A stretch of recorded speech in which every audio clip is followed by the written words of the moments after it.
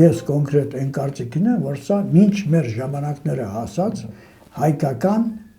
հնամենի գորգն է, հայկական ամենահին, հենց նենց օդից ասես, որ սա մերն է, պիտի դու հիմքեր ունենաս, ինչ հիմնավորումներ ունենք։ Հիմնավորումներից առաջինը տվել են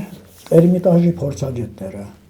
Էրմիտաժի փորձագետները 1987 թվականին պարզել են, որ այս սրա կարմիրը դա արարատյան որդան կարմիրից ստացված ներկն է։ Ինչով է ի վերջո տարբերակվում, ինչով է բնորոշվում բազիլիկի գեղածարդման համակարգը։ Նախ գորգադաշտը ամբողջությամբ ծածկված է խաչաձև բուսածաղկային հորինվածքների կանոնավոր շարքեր։ Այս երկու վարդակները իրարից չեն տարբերվում, բայց ուրեմն այս ձախինը, որ տեսնում եք, սա բազիլիկ գորգի վարդակն է, իսկ աչինը մեր մանրանկարներից է հայտնի, բայց կարծում եմ, որ այսքանից էլ արդեն խելքի գլխին լսողների համար, խելքի գլխին մասնագետների համար պիտի պարզ դառնա, որ մենք որևէ բան չենք չափազանցացնում, որևէ մեկից որևէ բան չենք վերցնում, մենք ուղղակի փորձում ենք դեր կանգնել